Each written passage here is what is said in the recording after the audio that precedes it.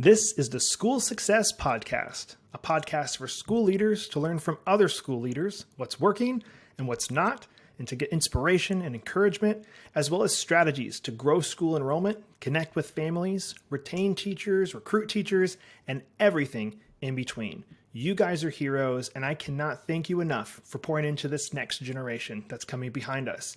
My goal is you will take at least one thing away from every episode that you can take back to your school to make it better than it is right now. Please enjoy the School Success Podcast.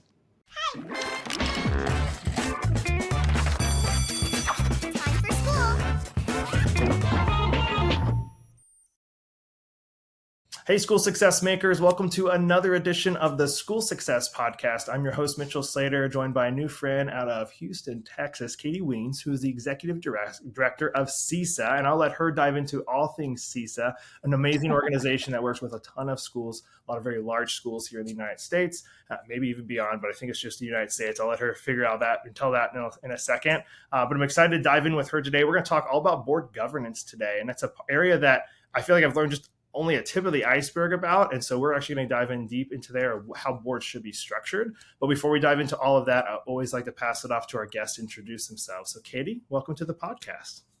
Hey, thanks for having me, Mitchell. I'm glad to be here. It's been a long time coming. So I am so grateful for this time that we can talk about all things board governance. I am the Executive Director of CESA, the Council on Educational Standards and Accountability. It's a huge mouthful, so don't feel like you have to memorize all of that. But CESA is a group of like-minded schools that really believe that high standards and great relationships can transform Christian schools so that we can achieve our mission for the glory of God. And we love doing it. We love getting together. We love pushing one another along.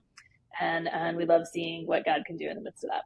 Love it. Love it. Well, before we dive into board governance, I always start with the same question. And it is, if I was to, now I know you just landed in Houston, but I always say, if I was to visit where you are, so Houston, Texas, what would you say? You got to say, Mitchell, you got to eat this and do this. Is there something specifically there you got to, I know Houston's humongous, but like, what would you say I have to do? It is pretty humongous. So we haven't spent a ton of time in downtown Houston yet. We're right in the Woodlands area, and it's a great area. Which we're just getting to know, but where we are, there's great Mexican food. So I would say find the off the beaten path Mexican restaurant and enjoy what those true flavors can be. We found a couple of those, but I'm not sure we've landed on the number one yet because there's so much to explore with respect to that. What to do? I mean, there's so much to do here. It's such a great city in so many ways. The arts and the culture, the food, but it's also just really beautiful. So, the Woodlands is amazing because there are miles and miles of trails to run on and waterways to enjoy. So I would say just getting out in those areas to be with people and to enjoy what community can be. Perfect. I love Texas. I've been to Texas a few times, and it when I grew up in Alaska, it was like Texas and Alaska are like that. I feel like very similar in terms of the type of people that are typically in there. Very, they love their state. They're very proud. I feel like Texas is the only state over Alaska that's like they're more proud of their state and like don't Texas type of thing, obviously. So I respect the heck out of that for all the Texans. That's great. So for diving into this, I know you work with schools. And obviously, things that come up regularly, I'm sure, when you are dealing with a school that maybe is struggling, is probably something to do with boards. So I actually don't know a ton about this area. So this is going to be great because my questions are going to be very real and very natural because I'm trying to learn myself. Sure. So when you, I guess, maybe before we dive into all that, tell us what is the purpose of a board at a school? What should their job be? And then we'll take it from there. Yeah, that's a great question. And I think it's a question that remarkably, a lot of board members, according to research by National Association of Independent Schools and other independent school organizations, a lot of board members don't actually know what they are to do. They get told a lot what they're not supposed to do, right? So I appreciate you starting in that place. But ultimately, the board's role is a fiduciary. And people often think about that as, the financial implications. And that's true. I mean, that is certainly a part and a responsibility. of being on the board of trustees of any independent school. But it's larger than that, because it really means that you're the keeper of the mission.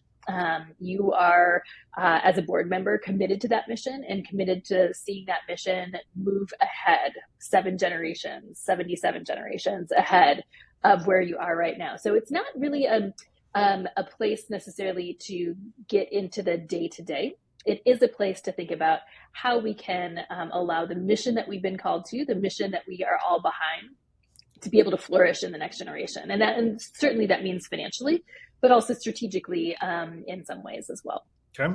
Let's do this too. What should the board not be doing? I think that'd be a fun one. I'm sure there's obviously school leaders listening, and they'll probably come up with going, "Oh, my board is doing that," and they probably should. Yeah. What are some of maybe the hot topic ones of like, man, your board should not be touching that, shouldn't even be thinking about that? What are some of those that come to mind?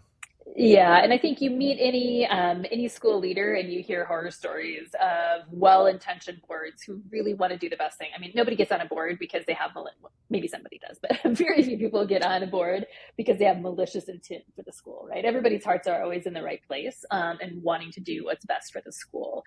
Sometimes I think the clarity around what is best for the school and kind of what the guardrails are is what the root of your question is. And so if we move beyond kind of what the board's responsibility is, we get into a point where we are, in a tension with the people who are hired to do the job of the school. So first, a board should have one employee, right? And that is the head of school.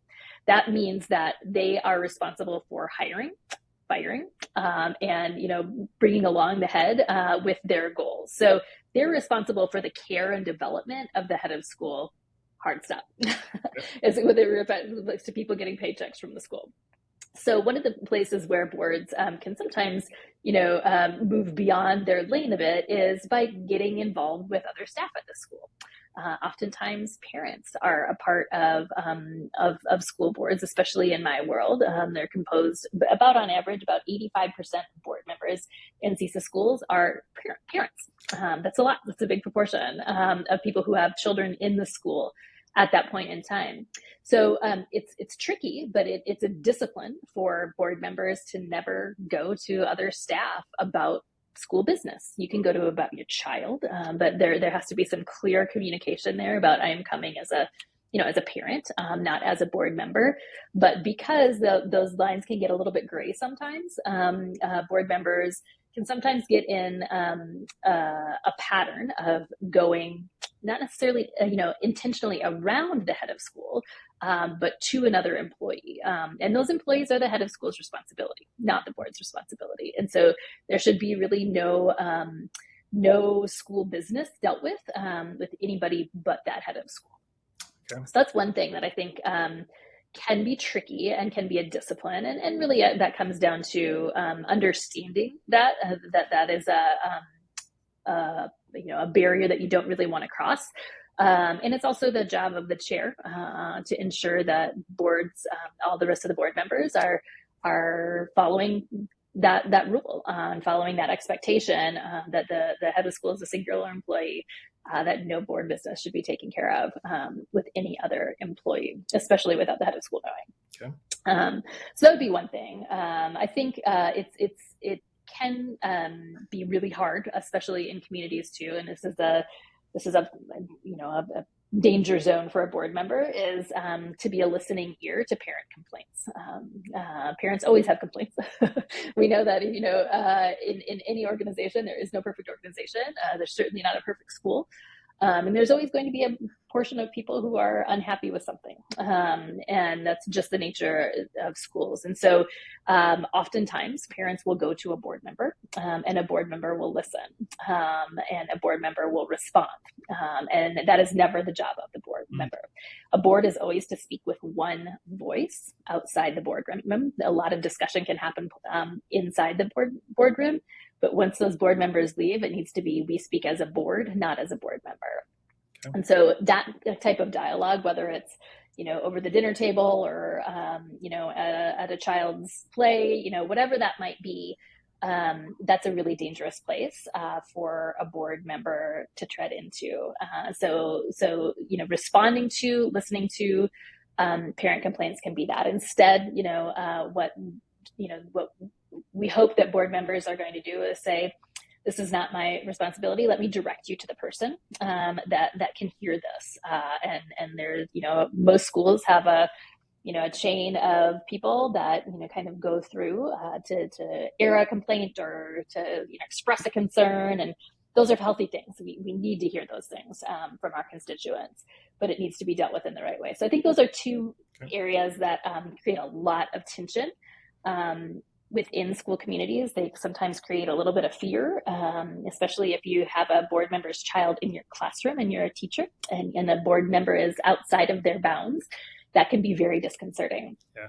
And it can create some tension in there. So those are two of the major ones. I mean, I could go on for 32 hours on the things that that board members have done. But if a board member could do those two things in a disciplined way, you've got a pretty good chance of having a healthy structure. Okay. Should the school be telling the families, like in emails or even in onboarding or regularly, like the place of the board, so they know, oh, I shouldn't be going to the board about this? Because I feel like that's not articulated well from schools and from the ones I work with.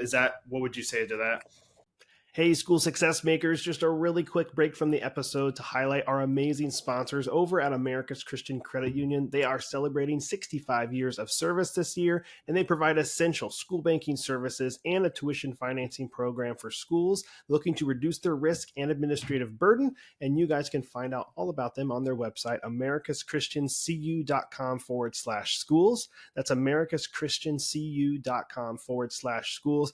They are amazing over there, and I always like to say, if you're a school that collects tuition and you have a hard time collecting all of tuition at the end of the year, maybe it comes around May, June, you're like, man, we only got collected 95 or 98% of what tuition was owed to our school. One of the things you can do is have your parents get a tuition financing loan through the credit union, and then they pay the credit union directly, and you get your funds up front at the beginning of the year as the school. So you don't have to chase people throughout the year, and you can focus on what you do best, and that is loving and educating your students. And it doesn't cost your school anything to do it. So check them out online, americaschristiancu.com/schools. All right, back to the show. That's a great question. And I think some of that has to do with the structure of the board. So there are lots of different kinds of structures of boards. So, some of our schools that are associated with the church have elders on that board. Some of our schools that are independent schools, are just a representation, sometimes community members, sometimes parents. And then we also have some schools that are called parent-owned or parent-run schools, and they have whole different bylaws and structures. The vast majority of our schools belong to kind of that independent school board that functions separate from a church or from a parent society or a parent organization. And in those cases, yes, I mean, it is very helpful during the process to kind of, and many schools are doing this in really great ways now to ensure people understand kind of what they call the dance in the independent schools, what the expectations are that are maybe not written around certain things. But it is really helpful for parents that are especially new to independent schools to understand what the role of the board is and is not. And typically that would be the responsibility of the chair to communicate that out in a letter or in a public welcome to the school kind of a thing. But it actually does require a lot of reminding. And some of that has to do with how the board is presented. What is the visibility of the board? And different schools have different philosophies on this. I've got some opinions that I probably won't put out here right now on what the visibility of a board should be, but certainly articulating kind of what the norms are and how good policy governance works is very helpful for parents. That won't eliminate the problems because, people will still, especially when you're in relationships and friendships with people who serve in those capacities, it's really difficult to separate those things. But certainly you're exactly right. That communication, especially for folks who are new to that world, is really helpful. Okay. How many should be on the board? Have you seen number wise? What should it be? Yeah. So, I mean, at CESA, we do have standards that we'd like to see 7 as a minimum. It depends on kind of where the school is in its evolution. So young schools typically need more board members for a few different reasons. It might be because they're raising a whole bunch of money. It might be because they're making friends in a community. It might be because you don't have a huge administrative staff quite yet. You're young in the organization's life, and so you have more ad hoc committees that are doing some of the work at the direction of the head of school. And so you don't want to go, in my estimation, too much beyond 13 or 14. It's really hard for everybody to stay engaged and for all board members to be doing board work at that point in time.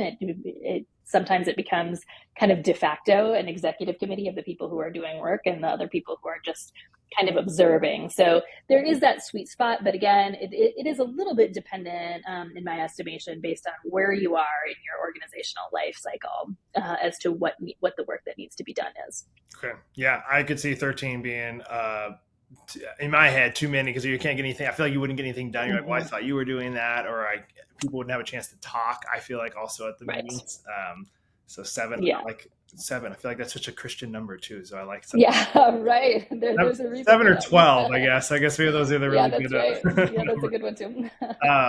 So, all right. So you mentioned that the board has one employee, so the head of school. So I know a lot of times when we work with schools, we'll talk with the head of school and they'll go, well, I need to get board approval for that if it's like a financial thing. Is that correctly done that way? If they've entrusted the head of school to be the leader and to make the decisions, but now he's pulling in financial decisions and things.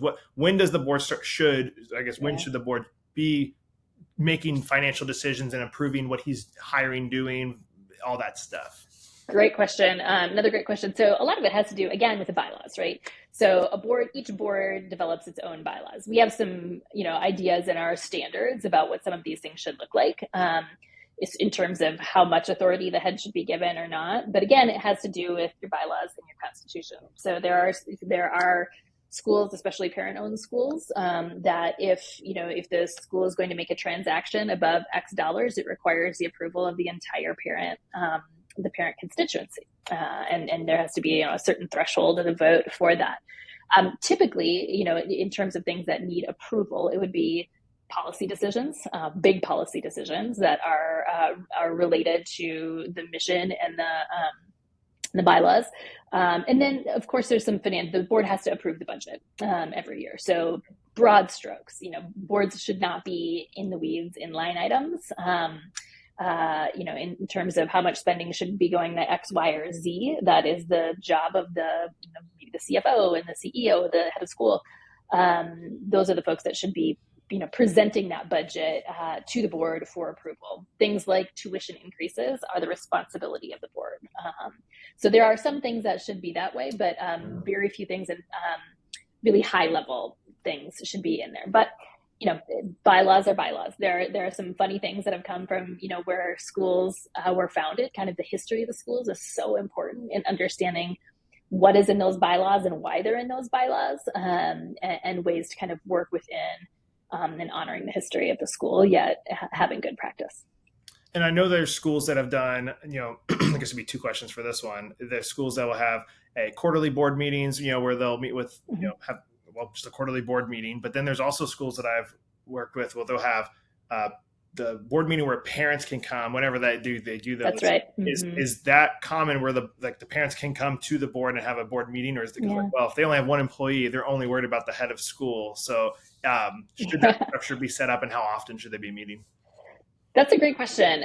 I think, again, it has to do a little bit with where you are in your organizational life cycle with respect to how often you're meeting, right? A mature school is typically not meeting more than 4 or 5 times a year. Their board is not meeting more than 4 or 5 times a year. The danger in meeting more than that is it's easy to get in the weeds. If we're meeting that frequently, and if there's that much work that needs to be done, there may be some other questions that need to happen. So typically the full board, 4 to 5 times a year, I think is a really healthy way to go. And I think that there's 2 reasons. Number one, it keeps you focused on the high level things, and it keeps you engaged in the big picture. But number 2, it is a huge amount of work for the head of school and his or her team to pull together everything that a board needs. So if you're asking your your head of school to meet on a monthly basis, or sometimes even more with all the committee meetings, really taking a lot of time from an administrative perspective that's focused on, the reporting and the financials and the, all of the things that go into preparing for a board meeting. So just being considerate of, what are we asking and where do we want the attention of our head of school and the rest of the staff to be, I think is a helpful one. But it has to do with the work that needs to be done. If you're in a capital campaign, your committee, your development committee might need to be meeting a little bit more frequently. If you're building a building, there are some things that need to be done, more frequently as well, especially with ad hoc committees that can meet a little bit more frequently. So I think, just trying to think about where you are and doing meaningful work. How can we and how often do we need to meet to do meaningful work that is high level and that's not getting us into the weeds to support our head of school. Okay. Because that really is, if we were to ask a really great board member, what do you feel like your most important job is? I would hope that they would say that, supporting the head of school and making that head of school be successful. That's really what we want from our board. And that requires that fiduciary role, right? That requires that big vision.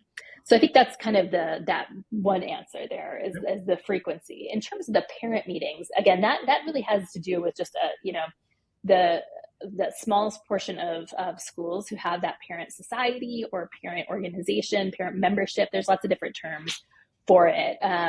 But that's not a common thing for boards. And I think sometimes we think that, a board is to represent the parent body. That's not necessarily what policy governance would say. It's not like a democratic representation. We're not of the parent body. And sometimes that is a tension because parents misunderstand what the role of the board member is. They're not, somebody's not there to represent the athletics folks or the arts folks. That's, again, a dangerous place where we can get in the weeds and bring agendas to the meeting, whereas our role as board members should be more high level. Okay. So let's say there's an issue with the head of school that parents are really frustrated by something they're doing or something. How is that supposed to then play out with people going, well, I'm going to the head of school. He's the boss. Yeah. I can't go to the board because they're saying, well, I got to talk to the head of school. How does that get to the board to then go, you're fired or whatever it is?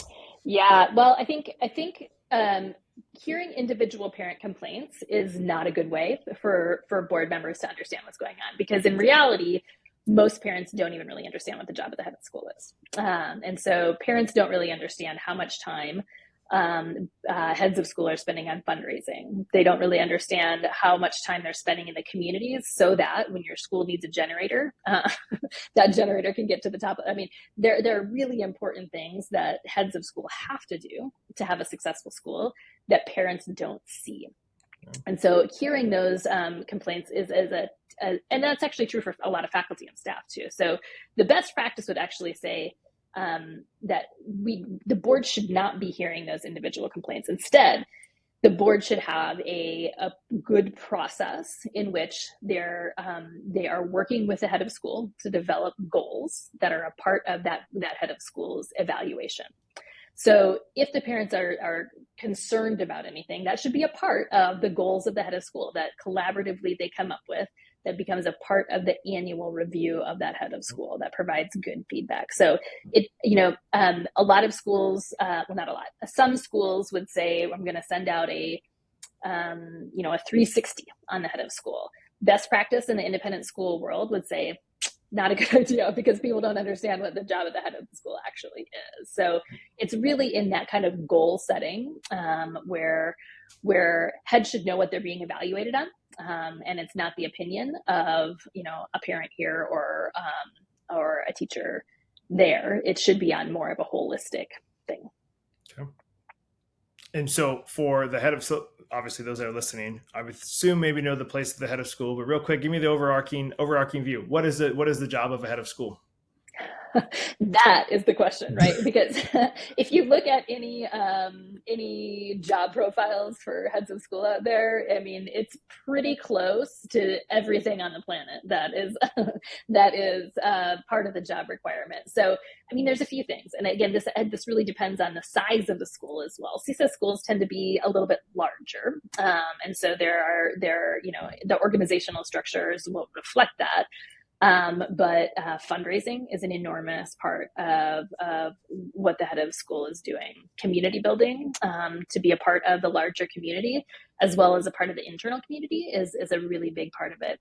Certainly the strategic and the visionary portion is a very, very important part of what the head of school is doing. So if the board's job is the keeper of the mission, the head's job is how we are articulating and meeting that mission in the day-to-day programming that we have. So that really is the kind of the big vision of the school, and how we pull people around those things is what the head of school does. So you know, the head of school is typically not involved in curriculum decision making, but the head of school is involved in what is our educational philosophy and what do we believe is good and true about teaching and learning, bringing principals, academic leaders around that so that there's some cohesive identity to it. And that's really the job of the head of school, is pushing that mission forward. Okay. So that's kind of the big picture things. Okay. I got two random questions for boards still. So should there be term limits, and should families, parents be allowed on boards? And like, you know, I know you said already 85% of them, of your CESA schools, it's parents on there.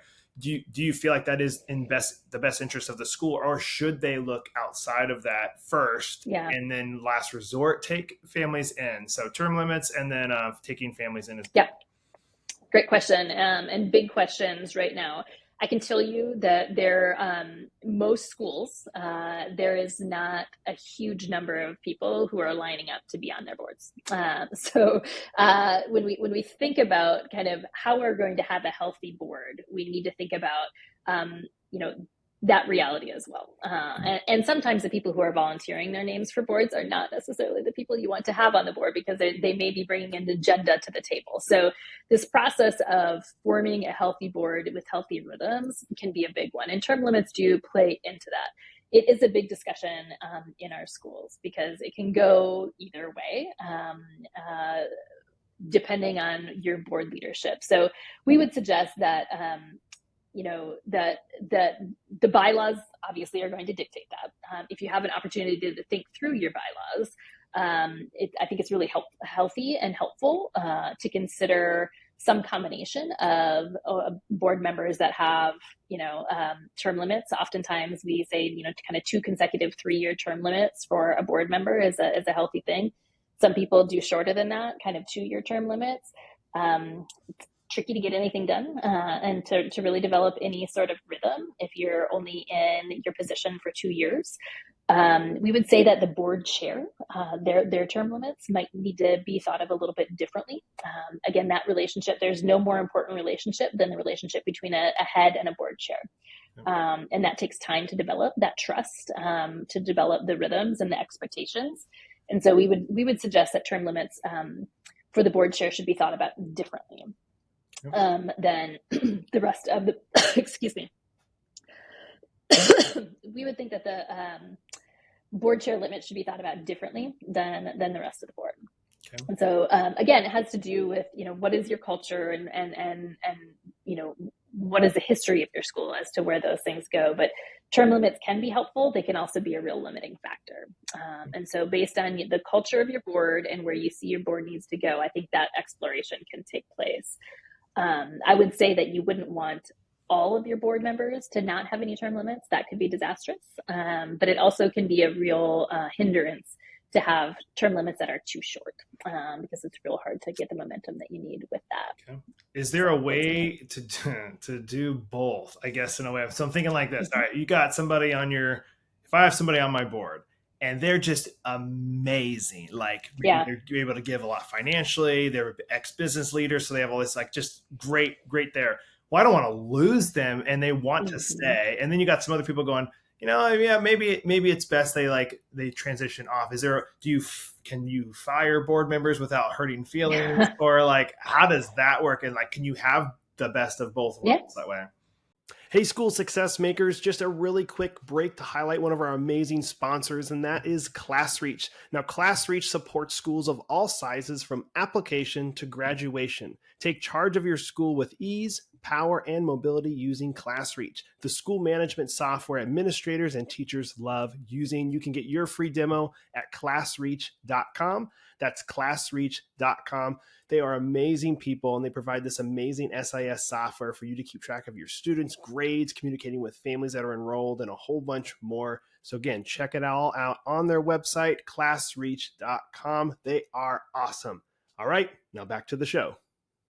Yeah, so there are definitely ways that you can go about doing that. I think one way is there's no limit on the number of terms that are renewed. So either on the part of the request of the board or request of the board member, you can renew your terms indefinitely. So it still gives you an out. That's easier to say, if we look at our board composition, we need this position, and so we're going to get that position in there. So thank you for your service. But it's not longer, it's not needed at this point anymore. And other organizations sometimes do you can serve your two consecutive terms, take a year off, and then at the request of the board, roll back on. And so there are ways that you can do that. And there are even ways within the bylaws where you can say we're going to have X number of seats that have term limits and X number of seats that don't. And there are some schools that have beautiful, rich legacies, and they don't want to lose that institutional memory and have a couple of seats reserved for people that have that institutional memory, and that can be a really helpful thing. Okay, man, I'm learning so much about boards. This is very good. I like this, and it sounds like the ones I've talked to. I don't know every client we work with that their board's set up, but I don't think all of them are set up the right way, I guess. So so somebody who's listening and they go, well, holy smokes, Katie's board setup sounds fantastic. I want that. And they're a school. Mm-hmm. How do they start to implement to switch that? Let's say they're super just, my word went to corrupt, but that's not what I wanted to go with. It's not functioning well and it's not the way it would be. Is that hey, we're just doing this. It's a 2-week switch, and we're here we are. How does a school switch the function of the board and the responsibilities of the board? What's their next steps to do something like that? It's a great question. And so one of the most important committees, we're big fans of boards that don't have 1,000 committees. There are a few committees that are really important for a board to have, one of which is the governance committee, the committee on governance. There has to be somebody that knows the bylaws in and out. And so based on your bylaws, we just have to really think about, what are we missing? Are we observing and complying with our bylaws? Are we working outside of that? And that is a really, really important thing to do. That will constrain you in some way, shape, or form, because different bylaws require different kinds of consensus to change. So but that committee on governance can really move in that direction. I would say that it's really important for that committee on governance, where you see your weak spots, to try and identify why those weak spots are there. Maybe they're personality problems, maybe they're policy problems, maybe they're board chair problems, maybe it's a relational issue on the board. But some of those things can be worked out without major policy decisions. And there are a lot of great people out there that can help with this kind of thing. There are great people that really understand how to move a board forward, and that takes time. It takes a good bit of time, and you have to be patient in that process. But I think that committee on governance is the one that should really be taking that next step as to what boards should look like. There are a lot of great resources out there. CESA is going to be putting out a couple of different sets of resources later this year. So those are things you can pop over to our website. You'll be able to see that this fall, to help boards ask questions that might help to move them forward. I mean, the research out there is really, really clear about, 1/3 of board members don't really know what their job is. And that's a solvable problem. That is low hanging fruit for boards to rectify that situation. Put that in combination with the fact that over 50% of heads are considering leaving the profession in the next 3 years. We've got some issues that we really need to work out within our independent schools. if we're hoping that they can survive and thrive generations into the future. So I would definitely recommend reaching out to organizations like NAIS. They have principles of good practice that are really easy. There is something called the board report that is really, really helpful for boards just in terms of, getting behind the big issues. And then there are also a load of great people out there that are doing really, really good thinking around this and understand how to help boards really flourish. And having a variety of perspectives can be really, really helpful on that. That's awesome. All right, I got, I think probably two more final questions for you before we wrap up. Great. So obviously you guys are a Christian organization, work with Christian schools. Mm-hmm. Do you think if there's a Christian school that has a really great community person, but they are not a believer, they're not a Christian, should they be allowed on the board because of the expertise they bring in terms of leadership, business, connections? Do you think they should do that? So our standards would say no. Our standards would say that the board committing to the statement of faith of the school is of primary importance in propagating the mission of the school. Whether or not the school itself is a covenantal school or an open enrollment school is irrelevant to all of the board members, faculty, staff being able to commit wholeheartedly to the mission of the school. So expertise, for sure, we can fill expertise from other places, but your theological and religious commitments are very important for us. So that is actually one of our big standards. It's a primary standard for us. Okay, and I do agree. I'm just curious if somebody's out there going, well, we just need somebody, and this guy over here is a multimillionaire, and he would be a great board member. So yeah. I mean, the number of stories from one board member that disagrees, especially a board member with deep pockets, and how they can transform a school overnight. It's cause for alarm. That's good. All right, last question. So, if for those school leaders listening, maybe some boards are listening to this too. If you had to give one piece of advice for those listening when it comes to, it could be, I guess, since we've been talking about boards, we'll keep it on boards. But I always ask people for a piece of advice before we close it out. What's something maybe that comes to mind if you had to give one little nugget before we head out?